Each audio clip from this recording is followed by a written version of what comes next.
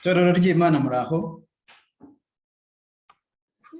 Turashima Imana. Turashima Imana. Isabato nziza. Umunsi w'umunezero. Amen. Nshimye Imana muri uyu mugoroba kubw'amahirwe yongeye kuduha kugira ngo tubashe kwigana icyigisho cyo muri uyu mugoroba dutangira umunsi w'isabato. Ndashimira Imana ko yabanye natwe ikaturinda mu buryo bwose, ikaduha imigisha itandukanye, izina ryayo nirihimbazwe. Ndashimira kandi ubuyobozi bw'itorero bwandaritse kugira ngo ngira aya mahirwe yo guterana namwe muri uyu mugoroba dutangira isabato.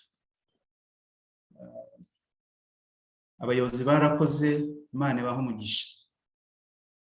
Nk'uko umuyobozi wa gahunda yabivuze, nitwa Nkurunziza Prosper. Bamwe turaziranye kuko ndi umuturanyi, nturiye itorero rya Zindiro, ariko kandi nanone hari inshuro nyinshi nagiye mahanza kuhateranira tutarajya muri ibi bihe byaguma mu rugo. Ndashimira Imana rero ko nongeye kugira amahirwe yo kongera guterana n'abavandimwe, nubwo tudahuye duhurira mu rusengero, ariko uburyo bwose Imana iduha tubasha kubukoresha kandi bikatugirira umumaro, tukabasha gukura mu buryo bw'umwuka. Ndi umugabo, ndubatse, mfite abana babiri, ndi umwizera wo kuri Nirake, itorero rya Nirake, intara y'ivugabutumwa ya Pade. Nkaba ndi n'umukozi kuri Nirake, ndi umwarimu kuri Nirake, niho nkorera. Ndibwira ko hari ibyo bihagije. Icyigisho cy'uyu mugoroba nifuje yuko tuganira ku magambo y'ingenzi cyane kuri jyewe, ariko nibwira ko namwe ashobora kubabera ingenzi. Amagambo arimo kumfasha muri iyi minsi, amagambo ndimo gutekerezaho cyane, avuga ngo abana b'Imana.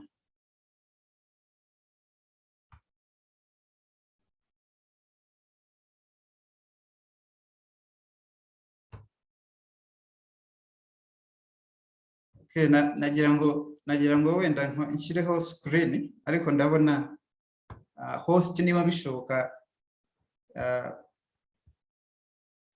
yanyemerera nkabasha gukoresha PowerPoint, ariko nibitanemera nta kibazo. Byakunze. Okay, murakoze cyane.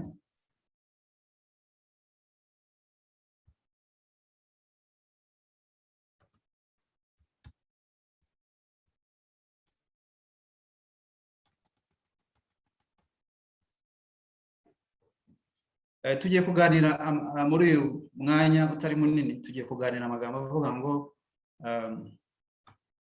abana b'Imana. Abana b'Imana, abafite abana twese turabizi uko kubyara bigenda. Habaho gutwita,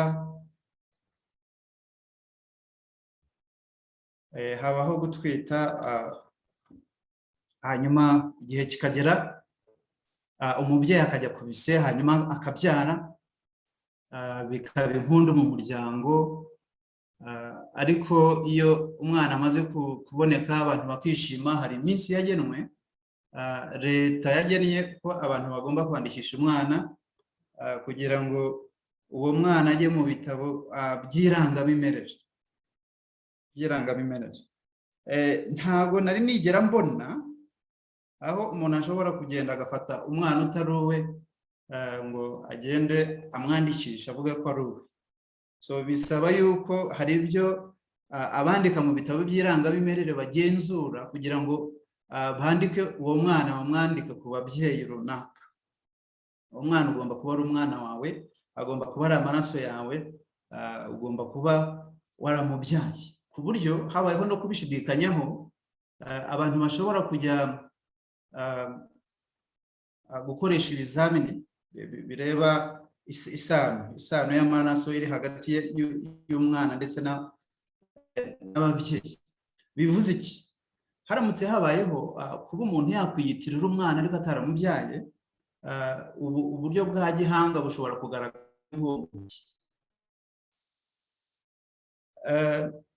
Abana bandikwa ku babyeyi babo kuko hariho isano y'amaraso, hariho isano idashobora kugira ikintu kiyisibanganya hagati y'umubyeyi n'umwana we. Uko byamera kose, nubwo umwana yaba mubi gute akihakana umubyeyi, ariko iyo sano nta kintu gishobora kuyikuraho. Ndetse nubwo umubyeyi nawe yaba mubi, yaba gito, akihakana abana, iyo sano n'ubundi nta kintu kizayikuraho. So niba ajya muri laboratoire, ibizamini bya laboratoire bizagaragaza yuko uyu ari umubyeyi wawe, nawe ukaba uri umwana we, kuko mufitanye isano y'amaraso. Hari isano y'amaraso, hari isano idashobora kugira ikintu kiyikuraho uko byagenda kose. Tugiye rero kwiga amagambo avuga ngo abana b'Imana. Abana b'Imana ni bande? Imana yabyaye abana gute? Byagenze gute? Kuba turi abana b'Imana bidufitiye uwuhe mumaro? Ni gute bikwiriye gutuma imibereho yacu ihinduka? Kandi ni gute bigena n'uko tuzamera mu bihe bizaza? Hari ibihe bitatu by'ingenzi tugiye kurebera hamwe, nk'uko tubisanga muri Bibiliya. Bigaragara ko ari ihishurwa Yohana yagize, cyangwa se kuvumbura gukomeye yagize. Turasoma mu rwandiko rwa mbere rwa Yohana ibice 3 umurongo wa 1. Yohana yandika uru rwandiko, yari umwigishwa wari ufite experience ihagije, kandi ntekereza ko uru rwandiko yarwanditse nyuma y'imyaka itari mikeya Yesu yarasubiye mu ijuru. Uko bwije bukira, uko turushaho kwegera Imana, turushaho gusobanukirwa n'urukundo rw'Imana. Yanditse amagambo nkunda cyane avuga ngo, bakundwa, ubu turi abana b'Imana.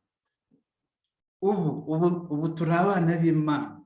Ubu turi abana b'Imana. Ariko uko tuzamera ntikurerekana. Ubu ngubu turi abana b'Imana. Dukeneye kwizera ko turi abana b'Imana. Dukeneye kwizera ko turi abana b'Imana. Ariko uko tuzamera ntikurerekana. Ubu turi abana b'Imana, ariko uko tuzamera ntabwo kurerekana. Igihe kizaza uko tuzamera kugomba kuba gushingiye cyane, kubakiye cyane kuri ubu, kuri le présent. Uko turi ubu ngubu. Uko turi ubu ngubu nibyo bizagena uko tuzamera. Ngo ariko uko tuzamera ntikurerekana. Ntabwo kurerekana. Nubwo Yohana yari afite experience yarabanye na Yesu, ariko ntabwo yabashaga gusobanura ibihe bizaza. Ubwo Yesu azaba ahishuwe, ubwo Yesu azaba aje gutwara itorero, uko bizagenda, uko abantu bazahinduka. Ariko aravuga ngo icyo akora, icyo tuzi nuko Yesu niyerekanwa tuzasa nawe, kuko tuzamureba uko ari. Yesu niyerekanwa tuzasa nawe. Yavugaga Yesu wigize umuntu, waje mu isi, agapfa ku musaraba, agapfira ku musaraba Karuvari, agahambwa, akamara mu gituro iminsi 3, akazuka, agasubira mu ijuru. Wa wundi abamarayika bababonekeye amaze kujyanwa mu ijuru, bakababwira ngo Yesu ubakuwemo, uko mumubonye agenda niko azagaruka. Ni Yesu wa wundi wababwiye ngo ntimuhagarike imitima, mwizere Imana nanjye munyizere, kuko mu rugo rwa data hari amazu menshi, kandi ngiye kubategurira aho muzaba, kugira ngo ningaruka kubajyana tuzabaneyo. uwo Yesu rero Yohana yakomezaga kuzirikana cyane ko Yesu azerekanwa, ko Yesu azagaruka gutwara itorero. Aravuga ngo Yesu niyerekanwa, icyo nzi cyo ntashidikanya nuko tuzasa nawe, kuko tuzamureba uko ari. Abantu benshi mu isezerano rya kera, abo Yesu yagiye avugana nabo, abo Yesu yagiye yiyereka mu buryo butandukanye, akabaha ubutumwa, akabakoresha mu buryo butandukanye. Nta na hamwe tubona abahanuzi, abakozi b'Imana bo mu isezerano rya kera bigeze bareba mu maso h'Imana. Ariko Yesu niyerekanwa, kuko natwe tuzaba twabaye abandi. Yohana aravuga ngo niyerekanwa tuzasa nawe, kuko tuzamureba mu maso, tuzamureba uko ari. Aya magambo ndayakunda cyane. Bakundwa, turi abana b'Imana. Dukwiriye no kwatura mu mibereho yacu ya buri munsi ko turi abana b'Imana. Dukwiriye kwatura ko turi abana b'Imana, kandi tukagira ibyiringiro by'uko Yesu niyerekanwa tuzasa nawe, kandi tukamureba uko ari. Hari ibihe bitatu by'ingenzi rero nshaka yuko dutekerezaho. Niba Yohana avuga ngo bakundwa, ubu turi abana b'Imana, ni ukuvuga ngo mbere y'ubu ni kera hari ukundi twari turi, ntabwo twahoze turi abana b'Imana. Hari kera, hari ubu ngubu, hari n'uko tuzamera ahazaza. Ni ibihe bitatu by'ingenzi cyane nshaka ko turushaho kumva nk'abana b'Imana. Turi abana b'Imana, ariko kera siko twari turi. Kera turebe urwandiko Pawulo yandikiye Abefeso ibice 2, umurongo waho wa mbere. Mbere wenda yuko tuhareba, murabona iyi shusho, ibishushanyo biri hano, ngira ngo bishobora kugira ikintu wenda bibabwira.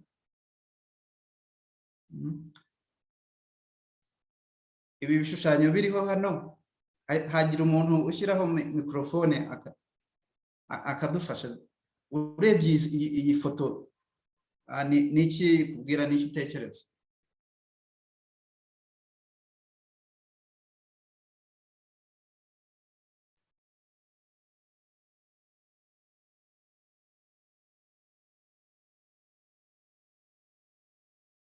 Halo, turi kumwe, murankurikira, muranyumva? Bakumva. Yego, turabumva. Yego, iyi shusho urebye kino gishushanyo kiri hano, ni iki gihise kikubwira, ukikibona bwa mbere? Sabato nziza. Umunsi w'umunezero. Ndabona ari ibishushanyo by'ibigirwamana, cyangwa se ibigirwamana bibaje. Urakoze cyane, Imana iguhe umugisha. Sibarurema. Yego, nibyo rwose. Hari ibishusho by'ibigirwamana bitandukanye, bishobora kuba bibajwe cyangwa se ari ibumba. Icy'ingenzi nuko tubona yuko ari ibigirwamana.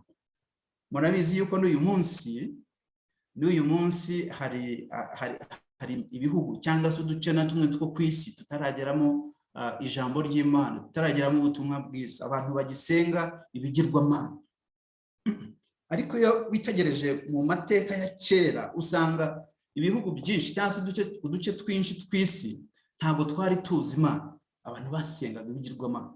Abantu basengaga Imana zitagira amatwi, zifite amatwi ariko ntizumve, zifite amaso ariko ntizirebe. Abantu bari bararemye ibishushanyo bakabyita Imana. So ibi bishushanyo bihagarariye ibindi bintu byinshi cyane bigiye bitandukanye mu miryango itandukanye y'abantu. Abantu bari baragize Imana. Kera nta Mana twari dufite. Niyo mpamvu Pawulo avuga ngo namwe yarabazuye, mwebwe abari bapfuye muzize ibicumuro n'ibyaha byanyu. Namwe yarabazuye, mwebwe abari bapfuye muzize ibicumuro n'ibyaha byanyu. Tudafite Imana, kera tudafite Imana, cyangwa se n'uyu munsi. Nuba kera mwe kumva kera nk'igihe cyahise, kuko kera ishobora no kuba ubu ngubu bitewe no kuba twaramenye Imana tukakira Yesu, cyangwa se tutari twayimenye. Namwe n'abazuye mwebwe abari bapfuye muzize ibicumuro byanyu n'ibyaha byanyu. Pawulo arimo arabwira Abefeso, mwari mupfuye kuko nta Mana mwari mufite, nta Mana twari dufite. Ngo ibyo mwagenderagamo kera mukurikiza imigenzo y'iyi si, muzize ibyaha byanyu n'ibyo mwagenderagamo kera mukurikiza imigenzo y'iyi si. Kenshi Bibiliya ikoresheje imvugo ngo isi, iyi si ibigaragaza imibereho itarimo Imana.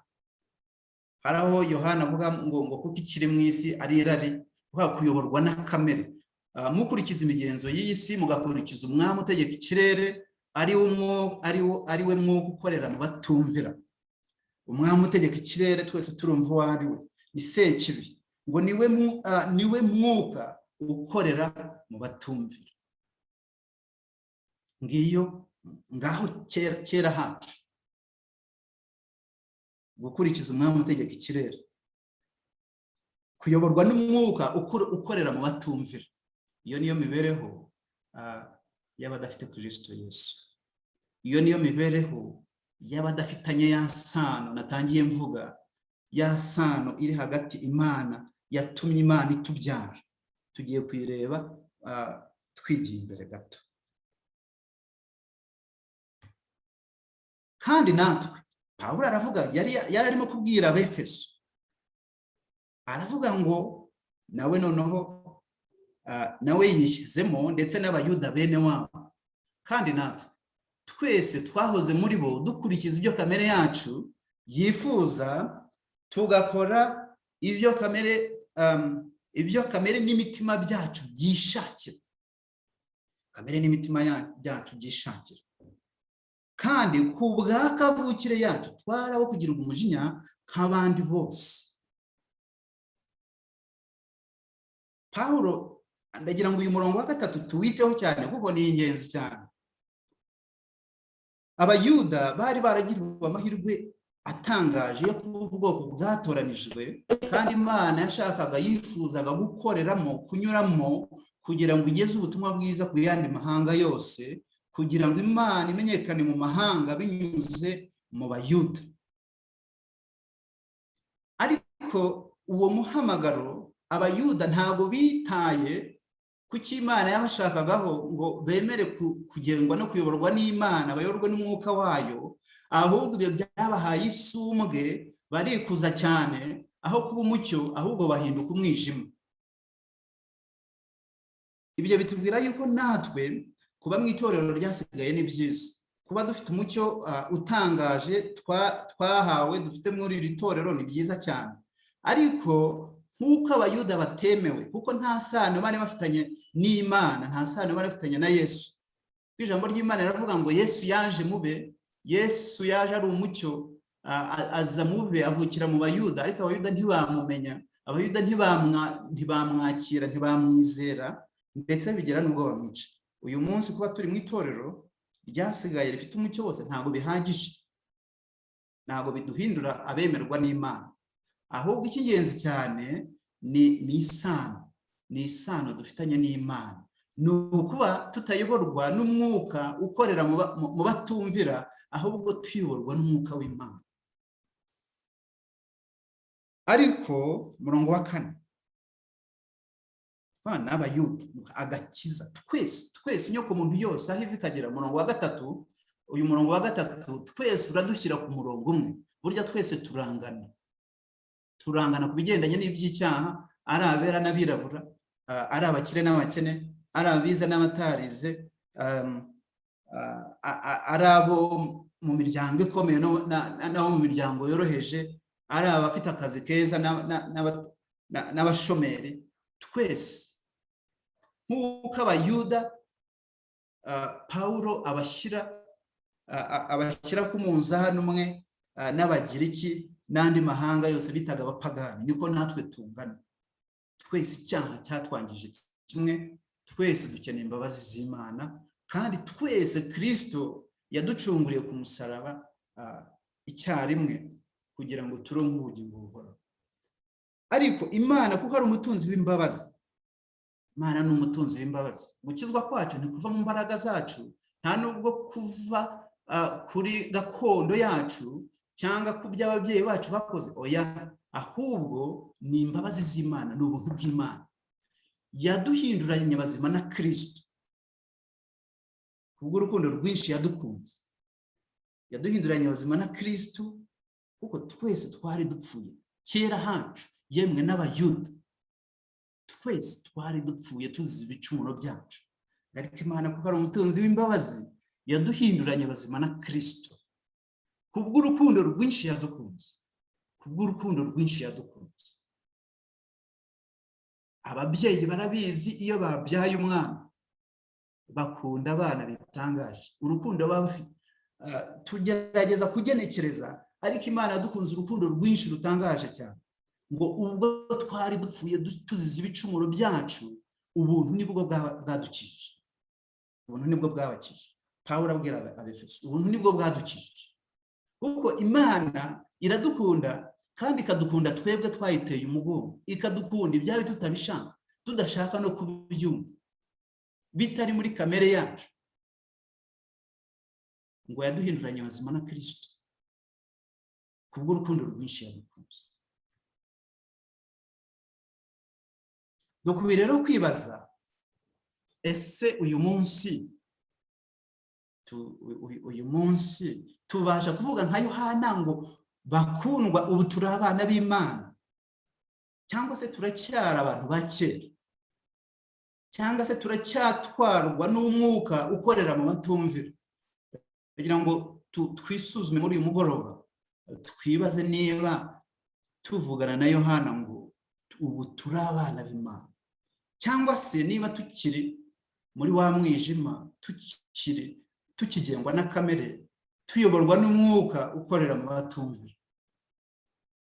Yohana 8:31 kugera ku 48, nimuhasoma muzasanga hari amagambo, ikiganiro mpaka Yesu yararimo yigisha Abayuda abakebura, hanyuma bamugisha impaka zikomeye cyane, bamwumvisha yuko ari urubyaro rwa Aburahamu.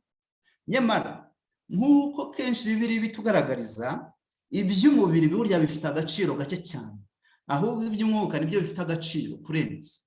Bumvaga yuko kuba bakomoka bafite isano y'amaraso, bakomoka kuri Aburahamu, ibyo ngibyo bihagije kuba Imana ibemera. Nyamara ahubwo icy'ingenzi bagombaga kwitaho cyane, umwuka wakoreraga muri Aburahamu. Uwo mwuka ntibari bamufite. Niyo mpamvu ugeze ku 44, Yesu yababwiye ngo mukomoka kuri Satani. Burya Aburahamu ntabwo ari we so wanyu, ntabwo ari we so wanyu, ahubwo so wanyu ni Satani. Ibi bintu byarabarakaje cyane, ariko kuko hari ukuri kwahuranije, Yesu yarababwiye. Icyigisho cyacu kiravuga ngo abana b'Imana. Si uyu munsi Yesu aje mu itorero rya, cyangwa se aje mu ngo zacu, duhuye na Yesu, yahamya, yatubwira yuko turi abana b'Imana. Ese twe ntabwo yatubwira amagambo nk'aya ngaya akakaye yabwiye Abayuda? Akomeza arabwira ngo kandi ibyo ararikira, ibyo Satani ararikira, nibyo namwe mushaka gukora. Yamubishaga yuko kuba abana b'Aburahamu ntabwo ari amaraso n'inyama, ahubwo ni ukuyoborwa n'umwuka wayoboraga Aburahamu. Kwizera Aburahamu yari afite no kumvira Aburahamu yari afite, ibyo nibyo byagombaga kugira Abayuda abana nyakuri ba Aburahamu. Ndetse turi buze kubona neza yuko natwe iki tugira abana b'Imana Yesu yarakirangije ku musaraba Karuvari. Ariko igituma Imana itwemera nk'abana bayo, igituma Yesu atwemera nka bene se, nuko tugira kwizera nk'uko kwari muri Aburahamu. Nuko twizera kandi imibereho yacu ikabihamya yuko twizera kandi tuyoborwa n'umwuka w'Imana, umwuka wazuye Kristo Yesu, umwuka wayoboye intwari zose zo kwizera. kuba turi mu itorero ryasigaye ni byiza, ariko ntabwo bitugira automatikoma abana b'Imana. Niyo mpamvu dukwiriye kwisuzuma cyane, tukareba umubano wacu n'Imana, niba turi connect, kandi duhora turi connect n'Imana, niba tugengwa n'Imana, twuzura umwuka w'Imana, tuyoborwa n'Imana mu mibereho yacu ya buri munsi. Imana yabyaye abana gute? Tumaze kubona ko kera twari dupfuye, twari tudafite Imana, dusenga ibintu bipfuye, turi mu mwijima, twumvira umutware w'imbaraga z'umwijima. Hari intambwe z'ingenzi nshaka tureba hano. Urukundo rw'Imana ruratangaje cyane. Korali yaturirimbiye indirimbo nziza ivuga urukundo rw'Imana, imbabazi z'Imana, ivuga idukumbuza ibyiza byo mu ijuru. Imana ni urukundo, kandi urukundo rwayo ruhoraho ibihe byose. Yohana ibice 3:16, umurongo twese tuzi nkunda cyane, uravuga ngo kuko Imana yakunze abari mu isi cyane. Kuko Imana yakunze abari mu isi cyane. Iri jambo ngo cyane, biragoye kuryumva no kudusesengura. Kuko cyane y'abantu, ntabwo nzi cyane y'abantu na cyane y'Imana, urumva ntabwo ari bimwe. Ariko iyo umuntu avuze ngo cyane, birarenze. Iyo umuntu avuga ndagukunda cyane, biba birenze, nta kintu atagukorera. Ngo kuko Imana yakunze abari mu isi cyane, byatumye itanga umwana wayo w'ikinege, kugira ngo umwizera wese atarimbuka, ahubwo aronke ubugingo buhoraho. Yesu ntabwo yigeze aza mu isi kuko ari agahato, kuko Imana yamwinginze cyane. Oya, Yesu yagaragaje neza yuko we na Data wa twese ari bamwe. Ugushaka kwa Data wa twese niko kwari ugushaka kwa Yesu. Nicyo cyatumye mu Baheburayo bavuga ngo bagaragaza yuko Yesu yaje mu isi kandi yishimiye kuza gucungura inyokomuntu, yishimiye kuza gukora ugushaka kwa Data wa twese, nk'uko byanditswe mu muzingo. Yohana igice cya 1:14 haravuga ngo Jambo yabaye umuntu, Jambo yigira umuntu, abana natwe tubona ubwiza bwe busa n'ubw'umwana w'ikinege wa se, yuzuye ubuntu n'ukuri. Uyu ni Yohana igice cya 1:14. Umwe mu bigishwa babanye na Yesu wavugaga ibya Yesu, uburyo bamubonye yarigize umuntu. Kuri iyi shusho murabona Yesu ajya kubatizwa, maze kubatizwa, hanyuma umwuka ukamumanukira mu ishusho y'inuma, ijwi rikumvikanira hariya rivuga ngo nguyu mwana wanjye nkunda nkamwishimira. So Imana yari ihamije neza yuko yongeye kwishimira, yishimiye inyoko muntu muri Kristo Yesu, kuko Yesu yaraje gucungura inyoko muntu yose. Jambo yigira umuntu, kwigira umuntu kwa Yesu uyu munsi ntabwo ari ibintu dushobora gukwiza mu mitwe yacu ngo tubyiyumvishe. Ni nayo mpamvu k'Abayisilamu bo nta nubwo babyemera. Niyo mpamvu batemera ubumana bwa Yesu, kuko bakubwira ngo Imana ntabwo ibyarwa, ariko Imana ishobora byose. Imana ishobora byose. Jambo yigira umuntu abana natwe, tubona ubwiza bwe nk'uko byari byarahanuwe no muri Yesaya, bigahanurwa, ndetse marayika akanabibwira Yosefu, akanabibwira na Mariya. Igihe kiragera Yesu aravuka, avukira muri iyi si.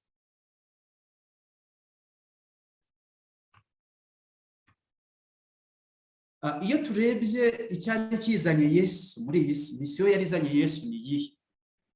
Ni ukugira ngo urubyaro rw'Imana ruboneke. Imana yabyaye abana, ni ukugira ngo Imana itubyare. Kuvuka, kubyarwa ni isano ikomeye cyane, kandi ntabwo ari ibintu bigira intambwe binyuramo. Jambo yigira umuntu abana natwe. Icyamuzanye ni iki? Yesaya 53:10 kugera kuri 11 haravuga ngo Uwiteka, ariko Uwiteka yashimye kumushenjagura, yaramubabaje. Kwigira umuntu kwa Yesu navuga yuko ari ryo tangiriro ry'intambwe zo kugira ngo Imana ibyara abana. Kuko ubundi Bibiliya igaragaza neza yuko umwana yari ifite umwana w'ikinege, ari we Kristo Yesu. ariko Imana yashimye kugira urundi rubyaro. Ba bantu bari mu mwijima, ba bantu batari bazi Imana, ba bantu bayoborwaga n'umwuka ukorera mu batumvira ari we Satani. Imana yashakaga kubabyara. Ba bantu bari bapfuye, tudafite Imana, turi mu mwijima. Yesu rero yigira umuntu, atangira urugendo rwo kugira ngo azabonere Imana urubyaro, kugira ngo Imana yiyunge n'abari mu isi muri Kristo Yesu. Ariko Uwiteka yashimye kumushenjagura, yaramubabaje. Ubwo ubugingo bwe buzitambaho igitambo cyo gukuraho ibyaha. Marayika abonekera Mariya aramubwira ngo uzabyara umwana, uzamwite Yesu, kuko ari we uzakura abantu be ibyaha byabo, uzakiza abantu be ibyaha byabo. Ngo ubwo igitambo cye, ubugingo bwe buzitambaho igitambo cyo gukuraho ibyaha, azabona urubyaro. Azabona urubyaro. Azabona urubyaro. Hari umubabaro ubanziriza yuko umugore abona urubyaro, abona umwana. Ngira ngo umudamu wakubwira yuko atigeze agira ububabare abyara, ntekereza yuko hari yababeshye. Ngo ubwo ubugingo bwe buzitambaho igitambo cyo gukuraho ibyaha, azabona urubyaro, azarama. Ibyo Uwiteka ashaka bizasohozwa neza n'ukuboko kwe. Azabona urubyaro. Ngo murongo wa 11, azabona. Ese ibi ngibi nibyo Yesaya yari bihanuye, ariko nibyo Yesu yaje gusohoza igihe yari ari ku musaraba Karuvari, igihe yari yikoreye umubabaro, yari yikoreye ibyaha by'isi yose, abira ibyuya by'amaraso, atabasha gutera intambwe. Igihe uwakomezaga abigishwa be yari arimo kubabwira ati munsengere, ari mu gihe kigoye cyane. Cyari igihe gikomeye. Azabona urubyaro, azarama. Ngo ibyo Uwiteka ashaka bizasohozwa neza n'ukuboko kwe. Imana yashakaga yuko itubyara, ibyago n'urubyaro, ibona abana. Uko niko gushaka kw'Imana, kandi sohojwe no kuboko kwa Yesu. Uko urukundo rw'Imana rutagera akagero rwatumye Yesu aza mu isi kugira ngo aducungure, kugira ngo yikorere umutwaro w'ibyaha by'inyoko yose, kugira ngo yishyure apfurupfu rw'iteka ryose, twebwe turonke ubugingo buhoraho. Umurongo wa 11 ukavuga ngo azabona ibituruka mu bise by'ubugingo bwe. Ibise by'ubugingo bwe. Murumva Bibiliya muri Yesaya ikoresha imvugo yo kubyara, kuko ibise bigirwa n'umugore ugiye kubyara. Ngo azabona ibituruka mu bise by'ubugingo bwe bimwishije. Ibituruka mu bise nta bindi n'abana. Azabona ibituruka mu bise by'ubugingo bwe bimwishije. Umugaragu wanjye ukiranuka azatuma benshi baheshwa gukiranuka no kumenya, kandi azishyiraho gukiranirwa kwabo. Amen. Umugaragu wanjye ukiranuka azatuma benshi baheshwa gukiranuka no kumenya. Kumenya ni ingenzi.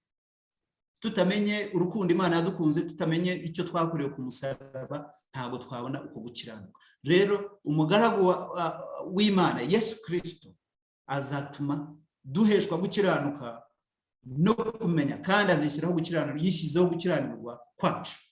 Dushatse aya magambo Yesaya we yayavugaga nk'umuntu bireba bizaba mu gihe kiri imbere, ariko ubu byararangiye. Dushatse twabivuga mu mitagihe. Ibi nibyo Yesu yadukoreye ku musaraba Karuvari, byatumye iyi gihe yari amaze gutanga. Ntago hari habayeho kuneshwa kw'ijuru, ahubwo ijuru ryari rinesheje. Nicyo cyatumye ngo habaho igishyitsi, ibituro by'abera birakinguka, ndetse abera bamwe barazuka, kubera yuko urupfu rwa Yesu rwari intsinzi. Imana yari ibonye urubyaro mu bise bya Kristo Yesu, mu maraso ye, mu mubabaro we, mu gupfa kwe kw'iteka ryose. Kuko mbere yuko aca yaravuze ngo data, mu biganza byawe niho mbikije ubugingo bwanjye. Yesu yari yemeye gupfa by'iteka ryose kugira ngo twebwe, kugira ngo urubyaro ruboneke. Ibi ni byo Yesu yadukoreye Karuvari kugira ngo dukizwe, kugira ngo turonke ubugingo buhoraho. Niyo mpamvu ubu ngubu Yohana avuga ngo bakundwa, ubu turi abana b'Imana, ariko uko tuzamera ntikurerekanwa.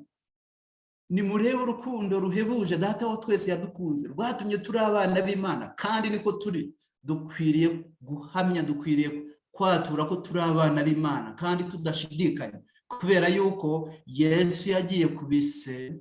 Yesu yasohoje ugushaka kw'Imana, kw'Imana yashakaga urubyaro, yagiye kubise kugira ngo turonke ubugingo buhoraho, kugira ngo kubwo kumenya, kubwo kwizera, kwemera ko umwuka w'Imana akorera muri twe, duhinduke abana b'Imana bayoborwa n'umwuka w'Imana. Niyo mpamvu iyo dusomye muri Yohana igice cya 1 umurongo wa 12 naho hatubwira ngo icyo akora abamwemeye bose bakizera izina rye, yabahaye ubushobozi bwo kwitwa abana b'Imana. Abamwizeye bose, ngo umugaragu wanjye ukiranuka azahesha benshi baheshwa gukiranuka no kumenya. Ngo abamwizeye bose, abamenye bose bakizera, yabaha ubushobozi bwo kwitwa abana b'Imana. Niyo mpamvu bakundwa, ubu turi abana b'Imana, kandi kuba turi abana b'Imana biduhesha amahirwe atangaje cyane, kuko hari uko tuzamera, hari uko tuzaba mu minsi iri imbere, hari uko tuzamera. Uko tuzamera rero, uko tuzamera uyu munsi isi iratwereka, hari ibintu byinshi cyane, ibimenyetso byo kugaruka kwa Yesu turabibona. Isi uyu munsi irashaje, isi uyu munsi irashaje. Ndi umwana najyaga numva indirimbo, ngira ngo ni ya Rugamba Sipiriyani, yaririmbaga ngo isi irashaje. Amasimbi n'amakombe bafite iyo ndirimbo ivuga ngo isi irashaje. Ngira ngo uyu munsi Rugamba n'abaririmbyi be wabagarura babashije kuzuka, sinzi uburyo bakumva uburyo isi uyu munsi ishaje. Iriya ndirimbo bashobora kuba wenda barayihimbye mu myaka ya za 80. Ntekereza ko kiriya gihe cyari igihe wenda isi ya kiriya gihe, sinzi, ntabwo nari mukuru, ariko ibyo ari byo byose ibibi byo muri iyi minsi biteye ubwoba, ntabwo byagereranywa n'iyo myaka irenga 30 ishize. Ariko babashije kubona yuko isi ishaje. Ibintu byinshi bitwereka ko isi ishaje: intambara, indwara zisimburana, indwara z'ibyorezo. Nta ndwara z'ibyorezo zigeze zibaho nk'iziriho ubu ngubu, nta ntambara zigeze zibaho nk'iziriho ubu ngubu. Intambara zivaho zisimburana n'izindi, uburwayi, impanuka, ibintu byinshi cyane bitwereka yuko iyi si yacu igeze ku musozo. Uyu munsi ibihugu by'i Burayi, mu Bugereki, mu Butaliyani n'ahandi, hari ibibazo by'inkongi z'imiriro, ubushyuhe bwinshi cyane butigeze bubaho mu mateka y'isi. Hari umuvandimwe wahoze ambwira ngo muri Itali, mu Butaliyani, ari muri ibyo bihugu, ko bageze kuri dogere 48, ko bitigeze bibaho muri Europe. Imiriro, imisozi irafatwa n'umuriro, inkongi zikaba, ibyorezo, imitingito, imyuzure n'ibindi byinshi cyane. Ibintu byinshi bitwereka ko iyi si yacu igeze ku musozo, kandi Bibiliya yarabihanuye, Yesu yarabihanuye. Iyo dusomye Bibiliya dusanga ko byose byahanuwe nuko bizakurikira. Rero ni amarenga atwereka yuko iki ari igihe cyo guhuguka cyane, iki ari igihe cyo kwita ku iherezo ryacu, iki ni igihe cyo kwitegura, iki ni igihe cyo kuboneza amakanzu yacu. Yohana ibice 12 umurongo wa mbere kugera ku wa 3 niho havuga ngo ntimuhagarike imitima. Yesu mbere yuko asiga abigishwa asubira mu ijuru, na mbere yuko apfa, kuko yarimo yitegura yuko agiye gutandukana n'abigishwa be, yarababwiye ngo ntimuhagarike imitima, mwizere Imana nanjye munyizere. Abana b'Imana bakwiriye kwizera Imana. Abana b'Imana nta gikwiriye kuduhagarika imitima, kuko Imana ishobora byose kandi ni umugenga wa byose, kandi urukundo rwayo nta kintu na kimwe gishobora kuruvanaho. nta nubwo rushobora kudohoka, nta nubwo rushobora kwigirayo. Ntimuhagarike imitima, mwizere Imana nanjye munyizere. Mu rugo rwa data hariyo amazu menshi, ngiye kubategurira aho muzaba kugira ngo tuzabaneyo, kandi nimara kuhategura nzagaruka. Yesu azagaruka. Uko tuzamera tuzakomera igihe Yesu azabagarutse. Ntabwo ari uko tuzamera nyuma y'umwaka cyangwa se ejo cyangwa ejo bundi, oya, kuko ntituzi igihe Yesu azagaruka. Ashobora kugaruka uyu mugoroba cyangwa se ashobora kugaruka ejo, ariko birashoboka yuko ashobora no kumara imyaka 10 cyangwa se na 20. Ntabwo uko tuzamera ari bivuze ngo ejo cyangwa ejo bundi cyangwa se mu myaka 2 cyangwa umwaka umwe. Ahubwo uko tuzamera ahazaza igihe Yesu azabagarutse, igihe Yesu agiye kugaruka. Ati Yesu aje gutwara itorero rye. Urwa mbere rw'Abikorinto 15:52 haravuga ngo mu kanya gato, ndetse mu kanya nk'ako guhumbya, ubwo impanda izavuga. Pawulo yarabyizeraga yuko ari mu kanya nk'ako guhumbya impanda izavuga koko abapfuye bazurwe. Ngira ngo twebwe uyu munsi ahari twavuga ngo impanda iravuze, abapfuye barazutse, ubu utazongera kubora, ngo natwe duhindurwe, hanyuma tuzibanire na Yesu ibihe bidashira. Tuzibanire na Yesu ubuziraherezo, ahatazaba imibabaro, ahatazaba ibyago, aho tuzasobanukirwa mu buryo bwuzuye urukundo rw'Imana rwaducunguye. Duhimbarize Imana ibyo yadukoreye, duhimbarize Imana urukundo rwayo rwatumye duhindura abana b'Imana.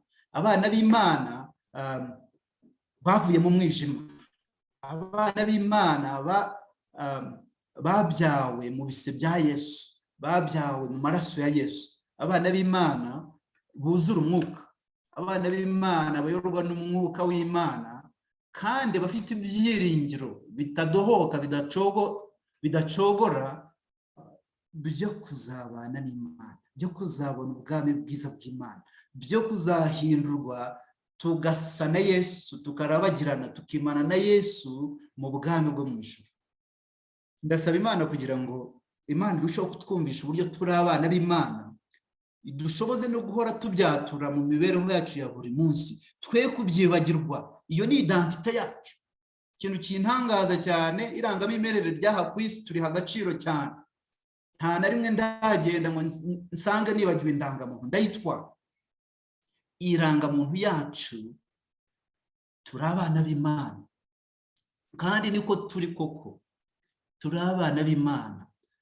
Aho ariho hose turi abana b'Imana. Iyo niyo rangamuntu yacu, kandi uko tuzamera ntikurerekanwa, ariko icyo tuzi ni ubwo Yesu agiye kwerekanwa tuzasa nawe, tuzahindurwa duse nawe, kandi tuzabaho by'iteka ryose twibanira na Yesu ubuziraherezo. Imana idufashe kugira ngo irusheho kutwigisha uburyo turi abana bayo, kandi bibashe guhindura imibereho yacu. Tubeho muri iyi si dufite ibyiringiro byuzuye, kandi dufite ibyiringiro bitajegajega, bituma tutabasha kugira ikintu icyo ari cyo cyose dutinya, ahubwo turushaho kugenda tuyobowe na Yesu, turushaho kugenda dukora iby'Imana ishaka, turushaho kuba ingirakamaro no mu ruzabibu rwayo. Imana ibidushoboze mu izina rya Yesu, amen. So Imana ibahewe mugisha, isabato nziza. Icyigisho cyacu kigarukiye aha ngaha. Imana ibahe umugisha, murakoze.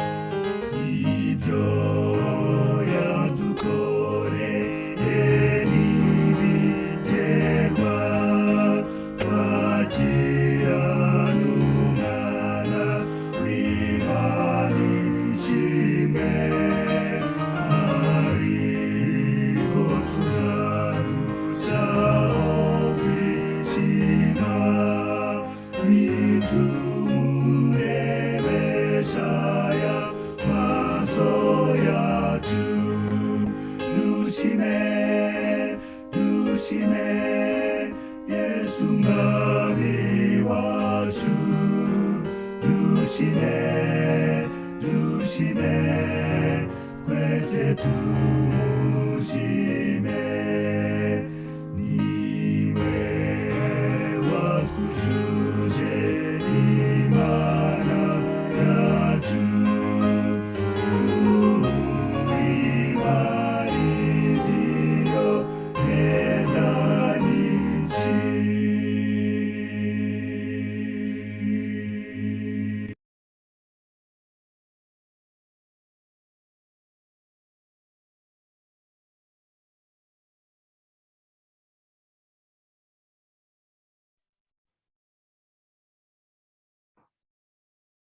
twubashye Imana dusenga.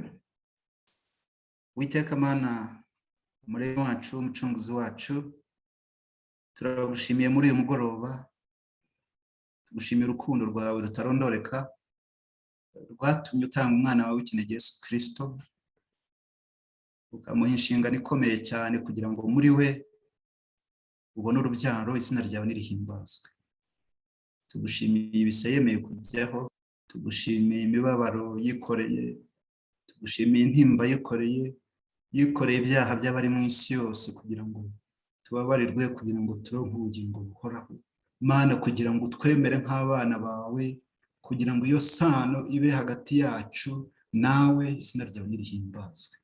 Urushaho kubitwumvisha, umwuka wera twemeza yuko turi abana b'Imana, kandi udushoboze kuzura umwuka wera waduhaye nk'ikimenyetso cyo gucungurwa kwacu, udushoboze kumwakira kugira ngo tuyobore iminsi yose yo kubaho kwacu yose, kugeza ubwo uzaba ugarutse gutwara itorero ryawe.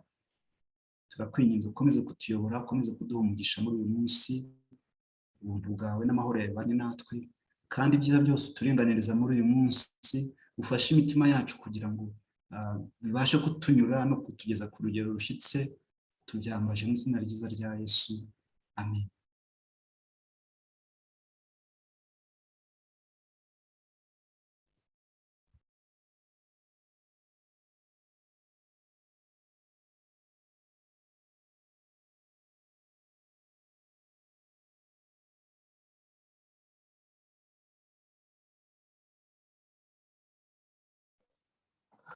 Sabato nziza.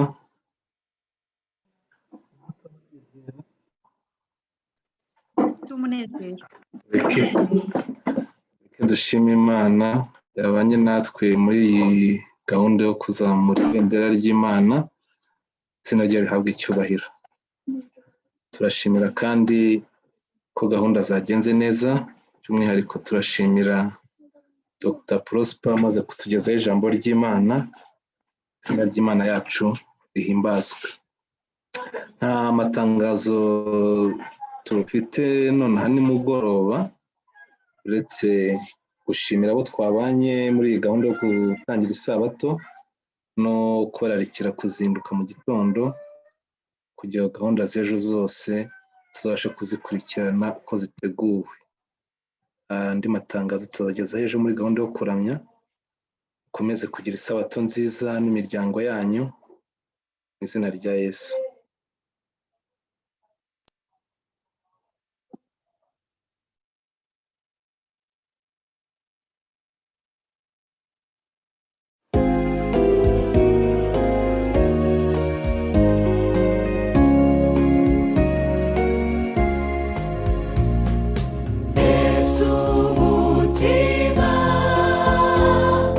Wow, umezute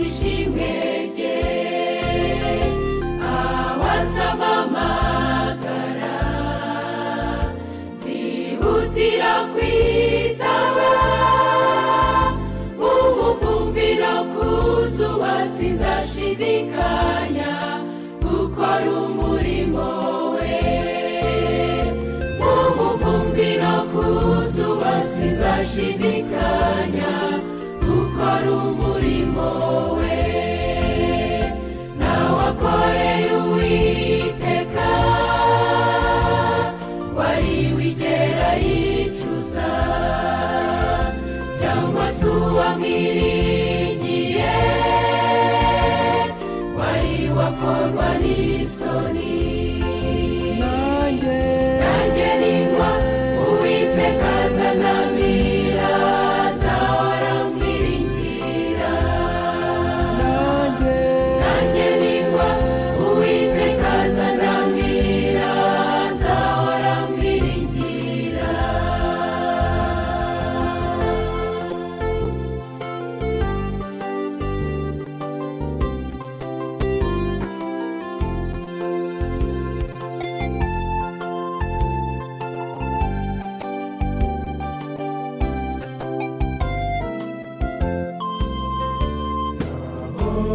Oranyura ubidushya byinshi, sinzakuka umutima kuko mfite Yesu ndekera kuri byose. Nasezeraniye kuzabana nanjye iteka, mu bigerageza niwunyongera imbaraga, nzahora mwiringira. Mu bigerageza niwunyongera imbaraga, nzahora mwiringira. Nawe akoreye Uwiteka wari wigera yicuza, cyangwa se uwamwiringiye wari wakorwa n'isoni. Nanjye ningwa Uwiteka azanamira, nzahora mwiringira.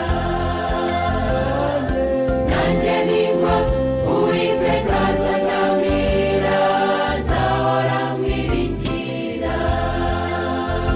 Nawe akoreye Uwiteka wari wigera yicuza, cyangwa se uwamwiringiye wari wakorwa n'isoni. Nanjye ningwa Uwiteka azanamira, nzahora mwiringira. Nanjye ningwa Uwiteka azanamira, nzahora mwiringira.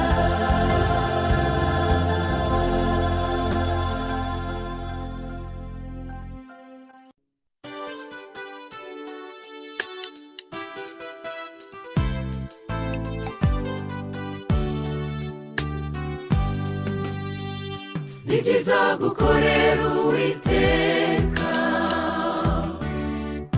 ariko n'akarusho gukorana nawe. Mu by'ukuri turiho benshi cyane, abakozi b'Imana mu murima wayo, abitwa ko ari abasaruzi ni benshi. Icyampa ngakorana nawe Muremyi, ibyo nkora bigashimwa ngashimwa.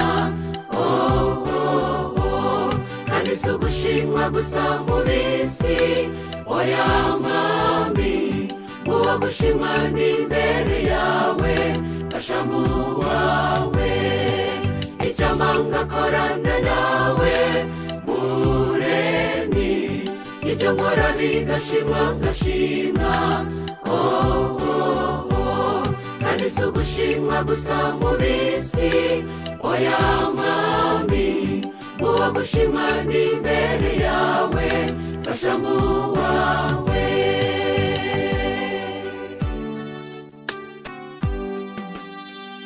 Kuri ubu gukorera Uwiteka